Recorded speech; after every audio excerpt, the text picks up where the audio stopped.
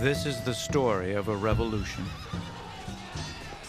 A revolution that turned a nation from its blood-soaked and warlike past into a culture pursuing spiritual knowledge and inner peace.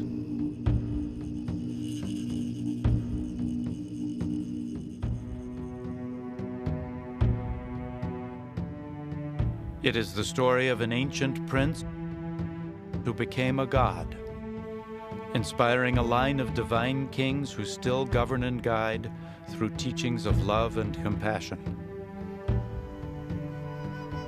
Hidden away for hundreds of years here at the top of the world, that civilization flourished, rich in its unique traditions and exotic culture. Only in this century has the veil of secrecy and mystery been lifted. And it is the story of a small peasant boy who became the last God-King in the land of snows. Born to rule the hermit kingdom, he would instead witness the destruction of one of the world's most ancient cultures.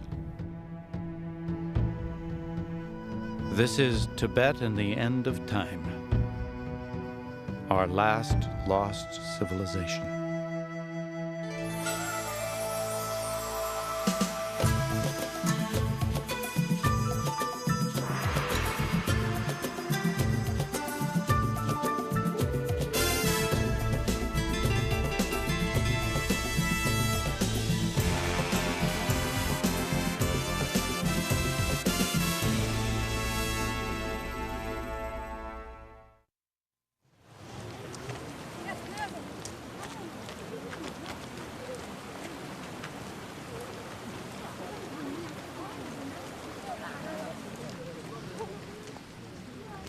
It was 1978, so I was like 29 years old. I had gone to India and Nepal for the first time, and when I was in Nepal, I had met Tibetan refugees. And it was the first time that I was aware of what had happened to the Tibetans. And they really were these otherworldly creatures. They seemed to be able to see right through you. And their whole reality structure, the fabric of it, was of a different cut than mine. Although I couldn't communicate well with them, it was clear that there had been a major tragedy here. As I left there, I started to read more about the Tibetan situation, and I realized what a horror, in fact, had occurred, and the almost total destruction of a people overnight. The rest of the world knew nothing about.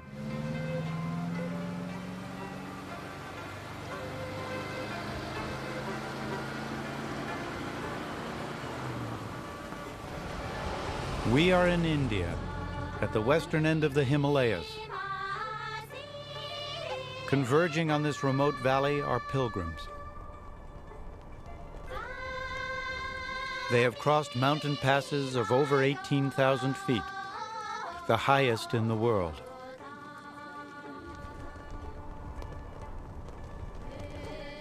They come from local villages, neighboring valleys, and all over the world.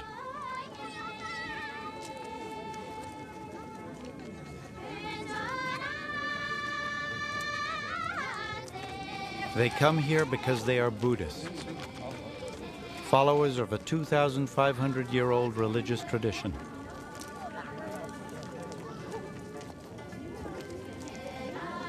It is an arduous journey, but each is determined to attend one of the most sacred of all Buddhist ceremonies. It is the Kala Chakra, which means the Wheel of Time.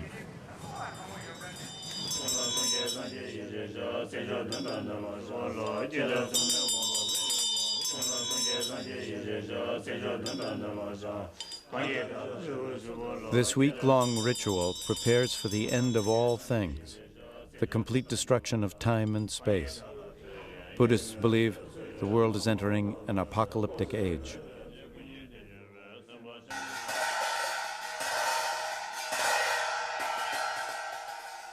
All week, these monks will work day and night. They are heart surgeons, but their knowledge of the human heart is based not on medical science, but on love and compassion.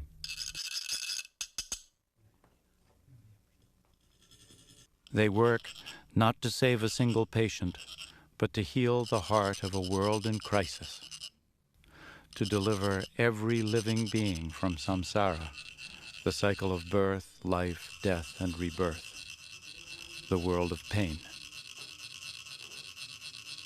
With meticulous care, using grains of colored sand, they create an intricate pattern called the mandala. It's a kind of map guiding believers on the path to enlightenment, beyond the illusions of the material world, the world of things, to help them be reborn in a higher realm of spiritual truth.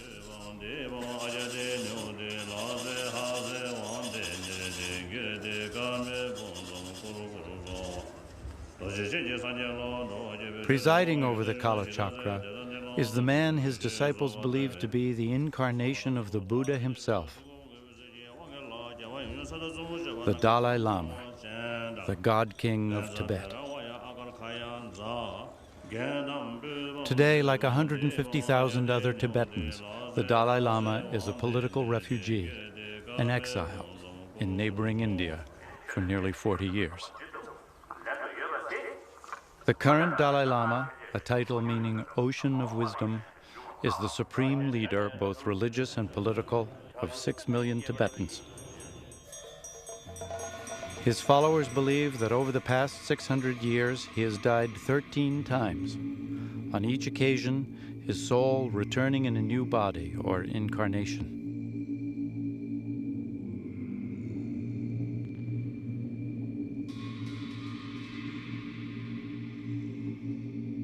The year is 1933.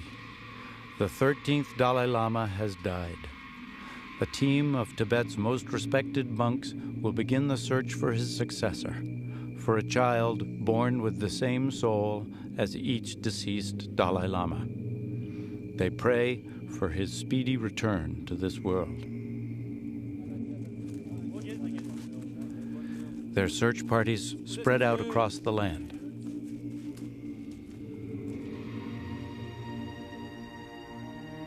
And Tibet is a vast land. It is equal in size to Western Europe or to Alaska and Texas combined. For millennia, it has remained remote and undisturbed behind the seemingly impenetrable walls of the Himalayan plateau. The largest landmass on Earth, with mountains the highest in the world that rise 5 miles into the sky.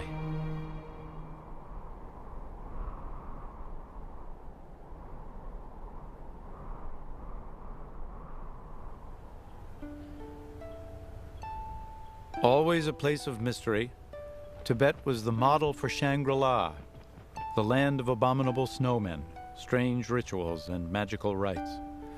A world of levitating mystics and of monks whose souls could leave their bodies and fly to mythic kingdoms.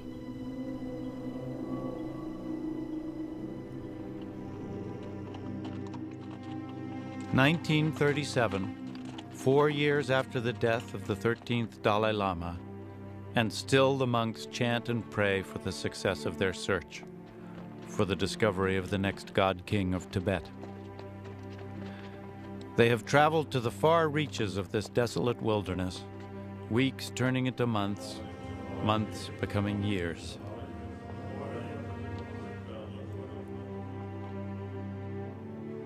Tibetans believe that every living being has but one soul, and that this essence passes like a flame from one body to the next in the continuous cycle of birth, death, and rebirth. The actions of the soul in one life determine the body it enters next. An evil person may be reborn as a lowly animal, while a good soul might return as royalty.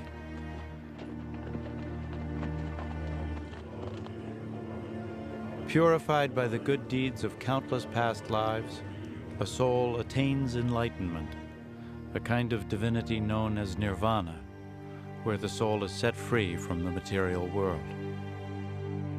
Highest ranking among the enlightened ones is the Dalai Lama. Tibetans believe he returns to the world out of compassion to help others toward enlightenment.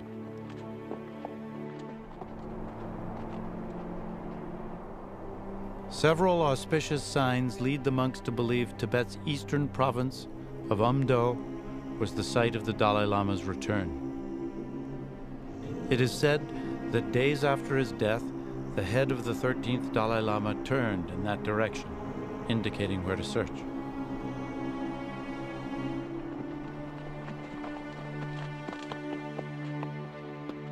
An image of a monastery with a distinctive turquoise roof appears reflected in the waters of a holy lake. The search party knows it is drawing close.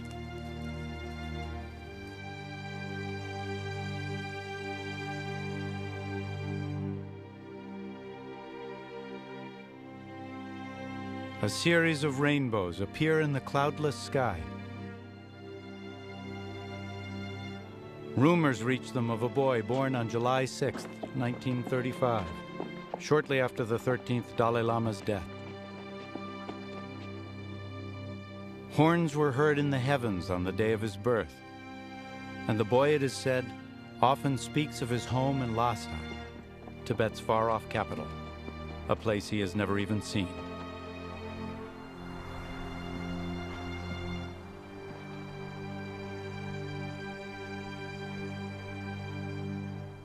His name is Lamo Dundup. Immediately, he identifies one of the search party by name, speaking in the man's own dialect. He then reaches up and pulls at the monk's prayer beads, beads that once belonged to the 13th Dalai Lama.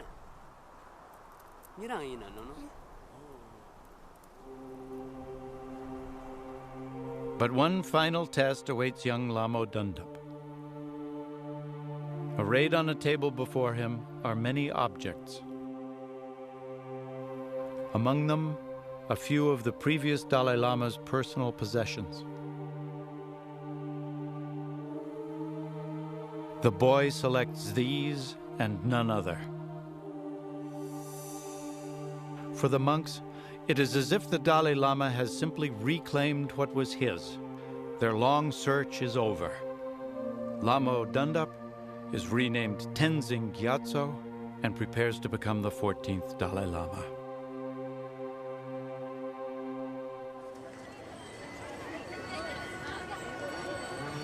The year is 1940. Lhasa, the capital of Tibet, prepares for the enthronement of its new God-King. These watercolors were commissioned by Sir Basil Gould, the only representative of a Western government to witness this most sacred of ceremonies. They offer an intimate record of a culture that no longer exists, some of the last images of the world's only theocratic civilization, a society ruled by the priesthood, as it celebrates the enthronement of its supreme ruler, both spiritual and secular.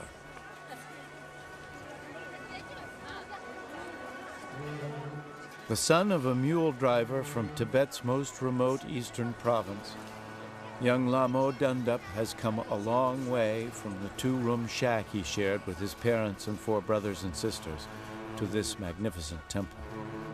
7 stories high with over 1,000 treasure-filled rooms, this is the Potala, the great winter palace of Lhasa. But this is no ordinary tale of rags to riches, nor would there be a fairy tale ending. Walking through the vast halls and cavernous prayer rooms of the Potala, past statues of Tibetan saints and Buddhist masters, beneath shrines containing the mortal remains of his 13 previous incarnations, the young Dalai Lama bears the weight of an age-old tradition on his slight shoulders.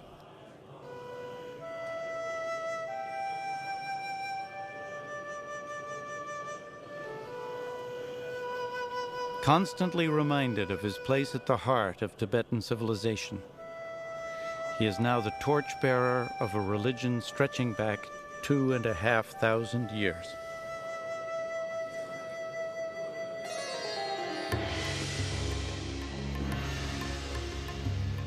The origins of Buddhism take us back to the year 600 BC to the plains of northeast India. Here, an event occurred as momentous for Buddhists as the birth of Jesus Christ is for Christians.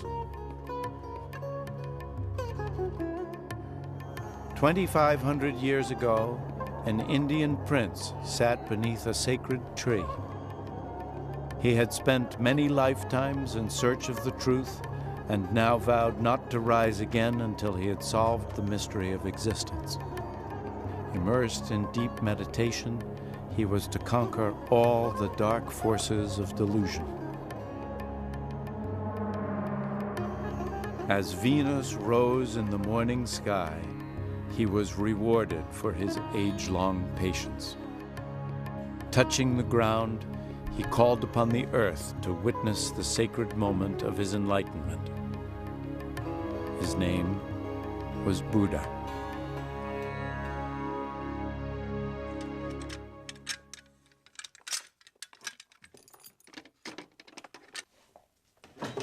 He had unlocked, he said, the very meaning of life. All beings, he taught, were caught up in samsara, the cycle of birth, death, and rebirth. Samsara could only be escaped through the spiritual fulfillment he called nirvana. While all souls climb life's ladder to enlightenment, achieving nirvana takes countless lifetimes. Enlightenment only comes when the true nature of reality is grasped. Existence is impermanence. The Buddha's philosophy is contained in 108 volumes that many followers learn by heart.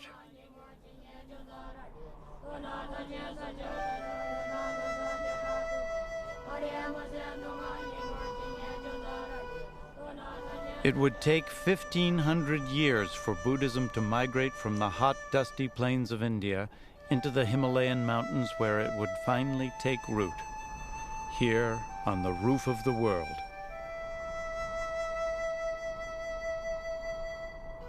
The Tibetan Plateau is one of the most remote, inhospitable places on Earth, an unlikely setting for a faith based on love and compassion to survive, and yet it flourished.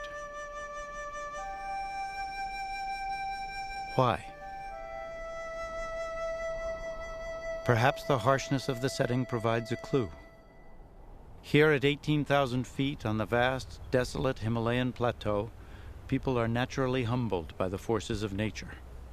As nomads, they lead lives of change and impermanence, and need only look around to sense their place in life's larger scheme. Of course, the terrain, to a certain extent, is so impressive. It so dominates everything in your life. One gets a fairly good grasp on the limitations of one's own identity and one's ego, which is a good help when one has to move to new places and adjust. 60% of Tibetans are nomads.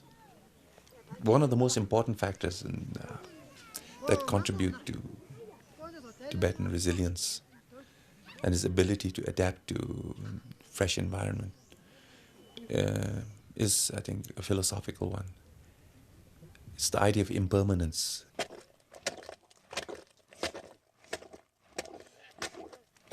This is taught to you all the time. It's hammered into you. Children, in our culture, in our folk culture, in our songs, even in our just daily expressions, that, all is impermanence. It's mitakpa. Comes and goes. Suffering is impermanence. Happiness is impermanence.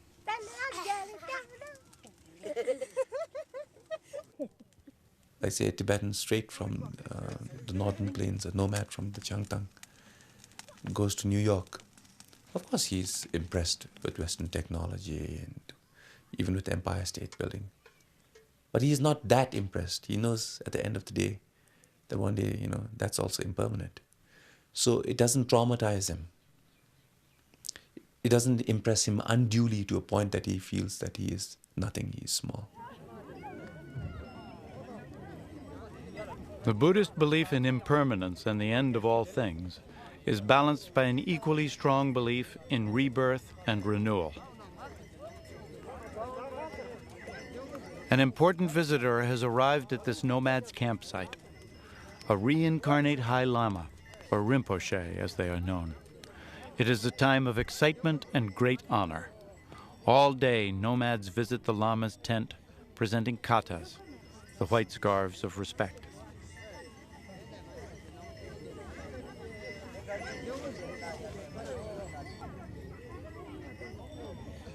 Young and old alike have come, seeking his blessing.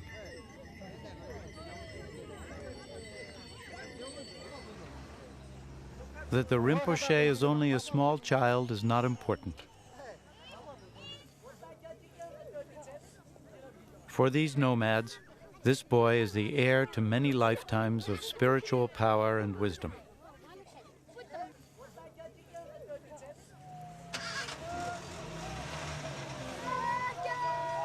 In the 1930s and 40s, there were reckoned to be between 5,000 and 6,000 such lamas in Tibet.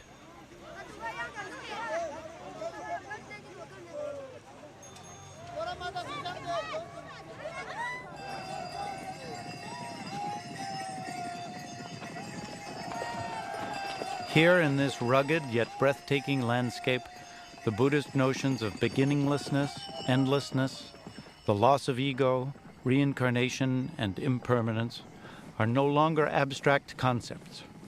They are day-to-day realities.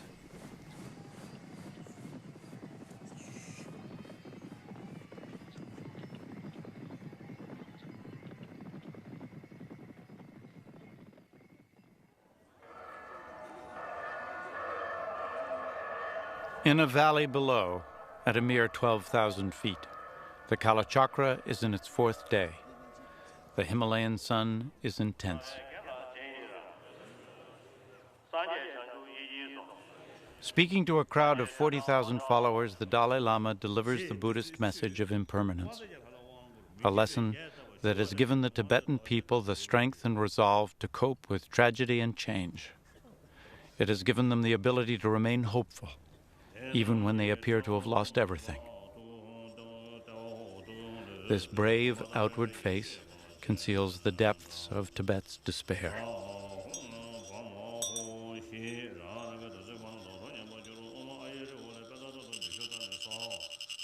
In the past, the Kalachakra was celebrated only once every 20 years or so. Today, the wheel of time turns faster. The ceremony is performed annually. It is Tibet's way of addressing a crisis that has brought its civilization to the brink.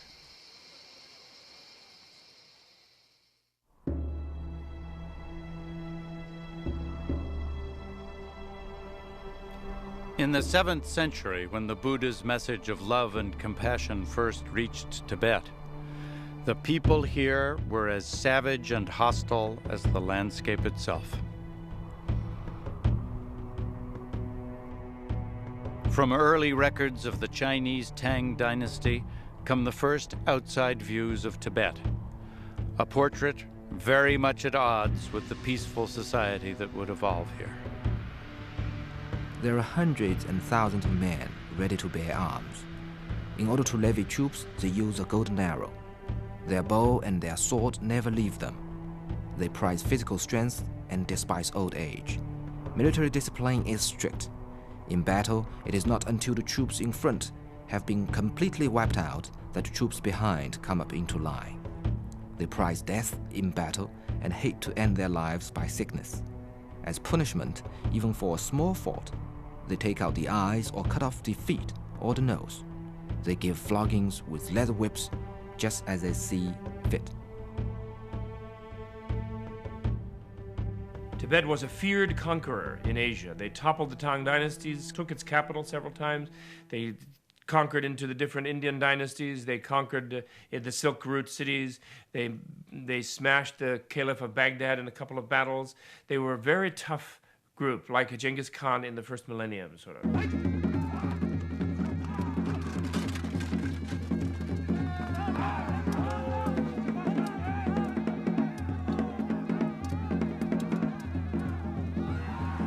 With China and Burma to the east, India to the south, Russia to the north, and the Arabic empires to the west, Tibet's military expansion was by all accounts formidable.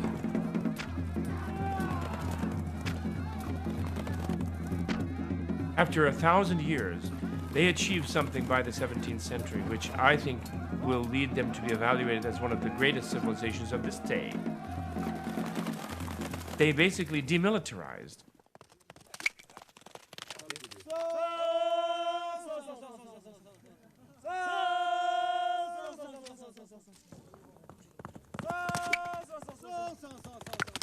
Reminders of their warlike past can still be found in Tibet's national sports of polo and archery.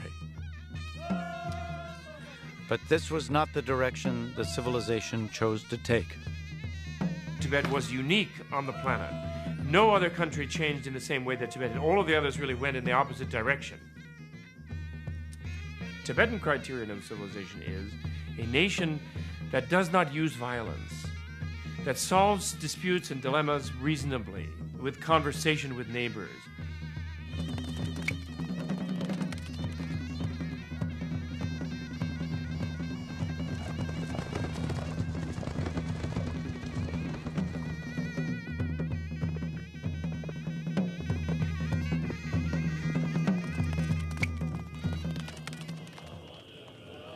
From the crumbling ruins of its aggressive past, monasteries sprung up across the land. Where there once were armies of soldiers, there were now legions of monks.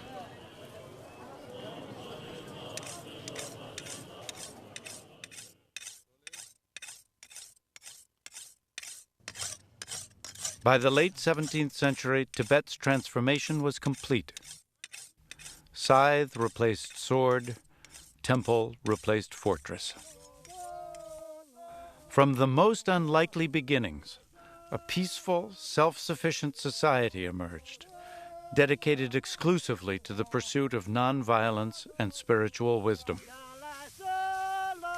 He was a very gentle people who wanted nothing more than to evolve their wisdom civilization even further.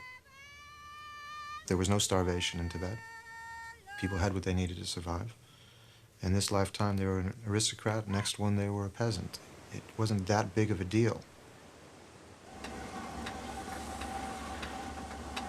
Hardships, to be sure, but every civilization has that.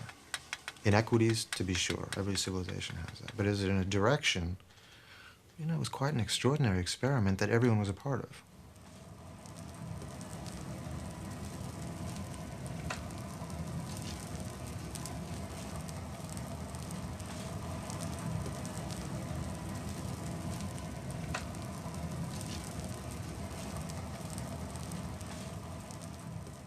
The experiment of Tibet, part of which was an essential core of it being religion, of creating a society that's based on the ideals of a bodhisattva, of an enlightened one, of an altruistic one.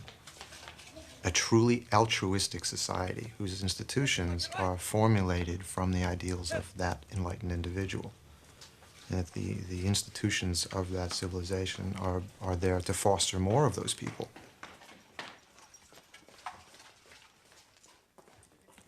We tend to do that the other way around in this country. We make institutions and conceptual frameworks and then try to fit people into them, rather than starting with the wonderful ideal and then have institutions and structures to create more of them or foster them or support them. But this experiment of Tibetan culture and civilization, what an extraordinary thing, based on total altruism.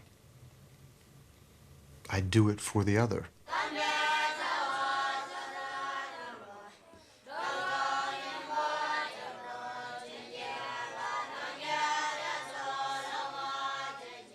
At the turn of the 20th century, there were over 6,000 monasteries in Tibet. A quarter of the population entered religious orders for a life of celibacy and spiritual devotion.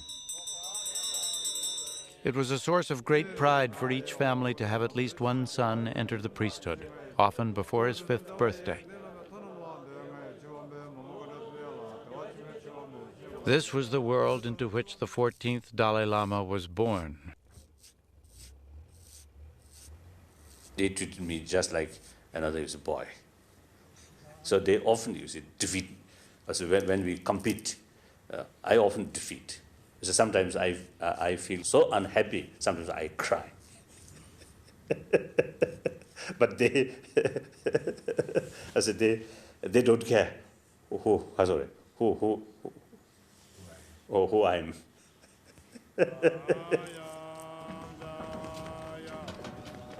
As the young Dalai Lama prepared to assume the mantle of Tibet's supreme spiritual leader, his training was rigorous, including logic, Tibetan art, medicine, poetry, and philosophy.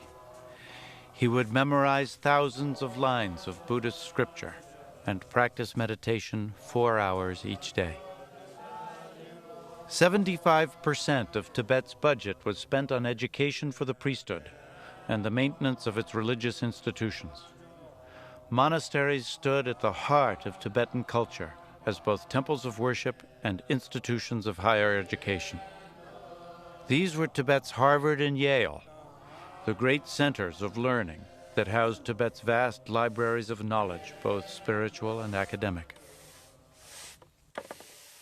Many thousands of Buddhist texts were translated. New discourses on medicine, astrology, and psychology were published, addressing the most complex issues of time and space. Yet for all their higher learning, Tibet had no mechanized presses. All printing was done with wooden blocks.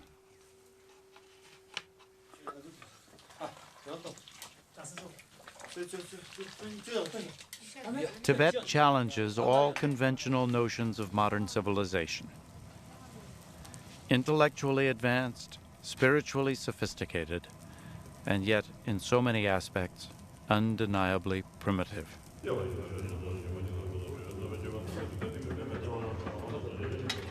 In Tibet, even the wheel, that proverbial symbol of progress, was used primarily for religious ends. Prayer wheels, both small and immense, turned ceaselessly, containing hundreds of thousands of invocations, each revolution a sort of Buddhist Hail Mary.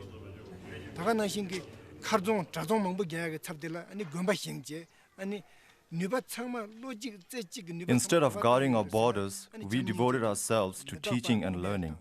Instead of launching invasions, we built monasteries. We channeled the whole energy of our minds to the contemplation of compassion, impermanence, and the nature of life and death. So the same people who were ready to fight and die in wars now devoted themselves entirely to spiritual matters.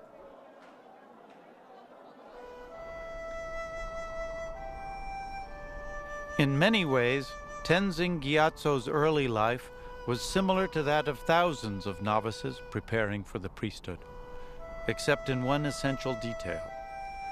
He was the 14th Dalai Lama, the new God-King of Tibet. Unable to wander the streets of Lhasa like other boys his age, the young Dalai Lama would climb to the roof of the Potala with a telescope to look out onto the kingdom he was born to rule. Beyond the narrow streets of Lhasa, he could make out the beginnings of the other Tibet, the Tibet of great empty spaces, the Tibet of nomads and of traders.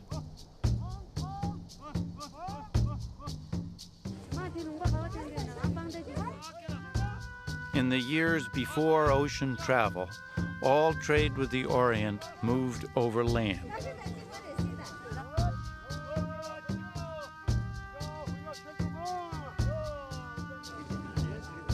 The fabled silk routes ran from Venice to Peking, with caravans of camels carrying glass, furs, mirrors, red coral, salt, silks, spices, and carpets.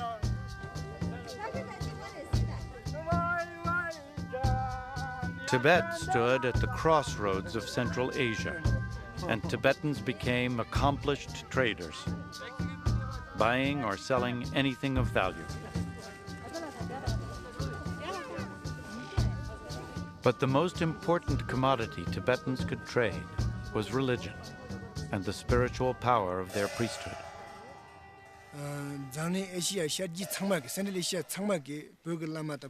For 800 years, Tibet did not rely on an army to protect itself. For 800 years, Tibet's territory, religion and culture were defended by spiritual means. Tibetan lamas and high priests became the most powerful and revered figures in Central Asia.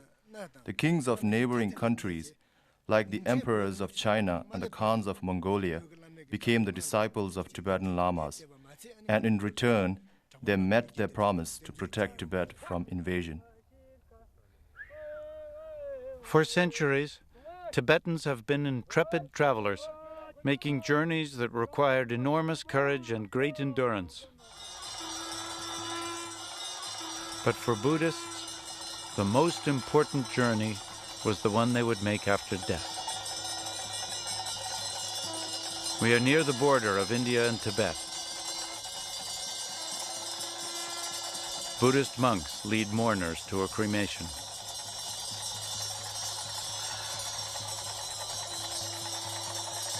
The corpse is bound in fetal position.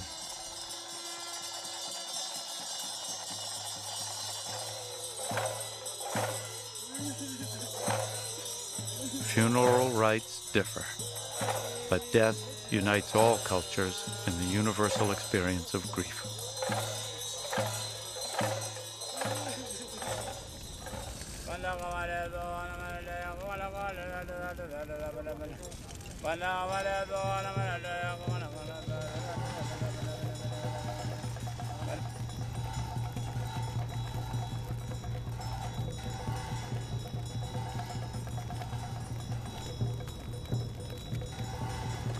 Cremation is only one way dead bodies are disposed of in Tibet.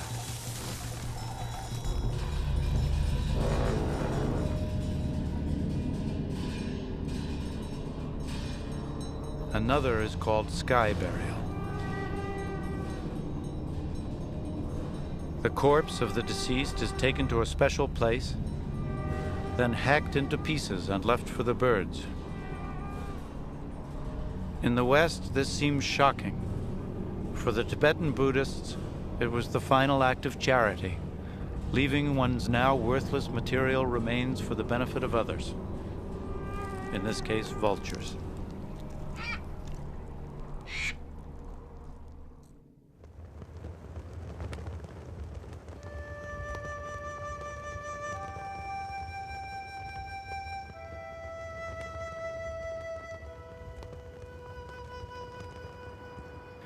The week-long Kalachakra ceremony is nearly over.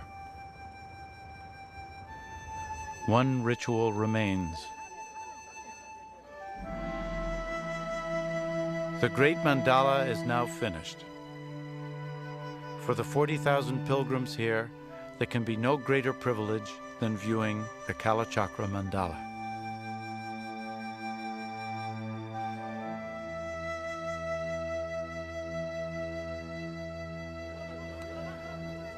They wait patiently in line. It will take days for them all to have their turn.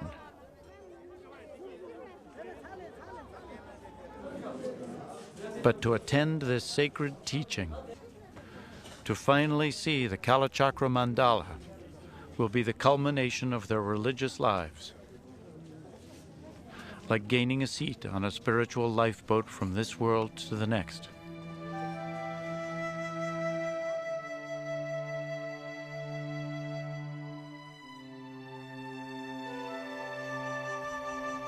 To see this fabled wheel of time is the Buddhist equivalent of a pilgrimage to Mecca or an audience with the Pope.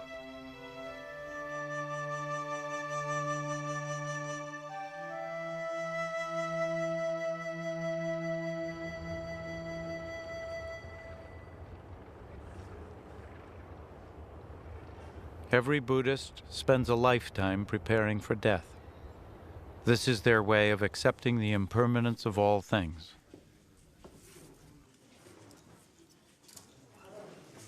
In much the same way, Tibet over the years has always foreseen the inevitable destruction of its own civilization. Genocide would descend upon Shangri-la. A holocaust, breaking the peace and silence of a world that hardly knew the sound of a machine, let alone a machine gun. A country that had flourished undisturbed in a timeless corner of history was shaken into the present and awakened into its own worst nightmare. The year is 1949. China, the most populous nation on Earth, its massive army battle-hardened and equipped with the latest weapons of war, invades its defenseless neighbor. Citing long-standing territorial claims, the Chinese quickly conquer what they call the treasure house of the West.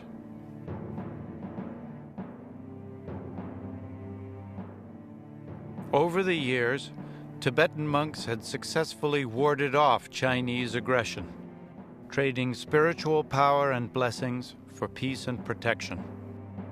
But in the revolutionary fervor of China's new communist order, religion is considered a poison, and Tibet a backward, superstitious society in need of re-education. In 1933, 16 years before the Chinese invaded, the 13th Dalai Lama had foreseen the destruction of their unique and complex culture. If we do not dare to protect our territory, our spiritual leaders may be exterminated without trace. The property and authority of our incarnate lamas and monks may be swept away. Our political system will vanish without anything remaining. The property of our people, high and low, will be seized and the people forced to be slaves. All living things will have to endure endless days of suffering and will be stricken with fear. Such a time will come.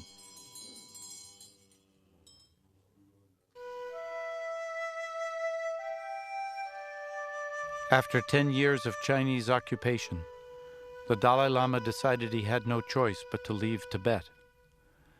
In 1959, under cover of night, the Dalai Lama, his bodyguard and courtiers fled from the holy city to India, never to return.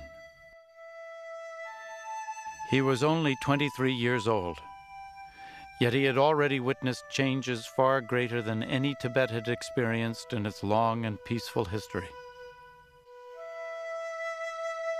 100,000 Tibetans would follow, seeking asylum in India, but leaving 1 million more who would die in the atrocities and famines to come.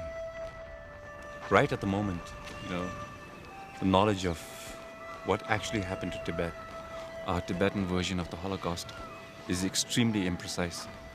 It's not unlike the Nazis, the information we have on what happened to the Jews, all the death camps. We got it primarily after the war, when the Reich's archives could be opened and studied, when Allied soldiers visited the camps, when graves could be disinterred. But nothing of the sort has happened in Tibet. Ani Pachen is now a Buddhist nun. Her father was the chieftain in Tibet's northeastern region of Ganzhou. After his death, she took over command of the local resistance unit and fought fiercely until her capture.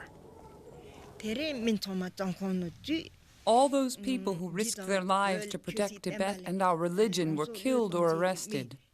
The monasteries were destroyed. Gold and silver statues were carted off to China. The monasteries were reduced to empty shells. I was beaten with sticks, but I had nothing to say. They said that our crimes would have to be confessed. We were tortured and suspended upside down from the ceiling. My legs were shackled for over a year. There was no food in my stomach. I had fallen unconscious from time to time. Some inmates told me that they even felt tempted to eat their own excrement. Such was the hunger in the prison. Now I am old. When I went into prison, I was just 25. When I came out, I was an old woman. I have spent my life in prison.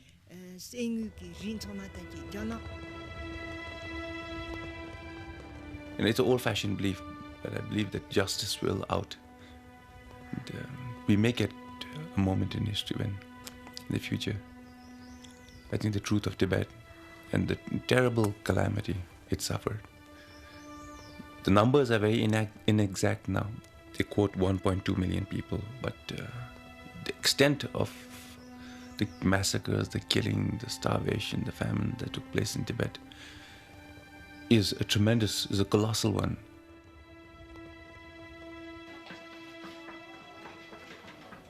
One way I feel very, very unlucky, very, very unfortunate, is because I born at a period the Tibetan nation experienced most destructive experiences. However, my determination is concerned, I never was shaken. It's my determination. Whether achieve or not, it is worthwhile. Make every attempt, so that even fail, there is no regret.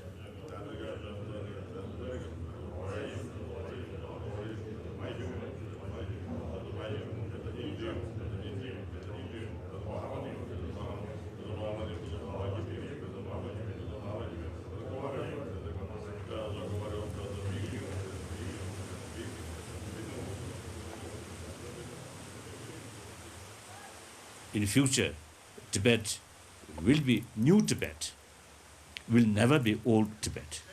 And neither possible nor necessary.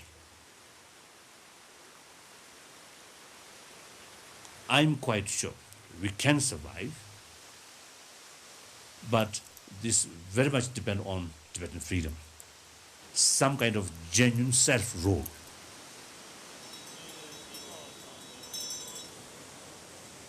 If we achieve that through negotiation with China, I'm quite sure we can survive. Without that kind of freedom, without that kind of genuine self-rule, then Tibetan civilization is really now facing threat of extinction.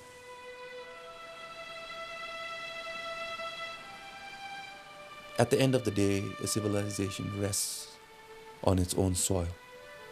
Land is the primary requisite for civilization. And not just purely from a nationalistic, basic point of view, but land has mystique. It has a smell. It has 1,000,001 things that we cannot even begin to think of. We take it so much for granted when we have it. Tibetans need that land. As long as Tibetans, I think, remain true to the idea of getting their country back, of freeing their brethren inside Tibet, yes, I think our civilization is not lost at all.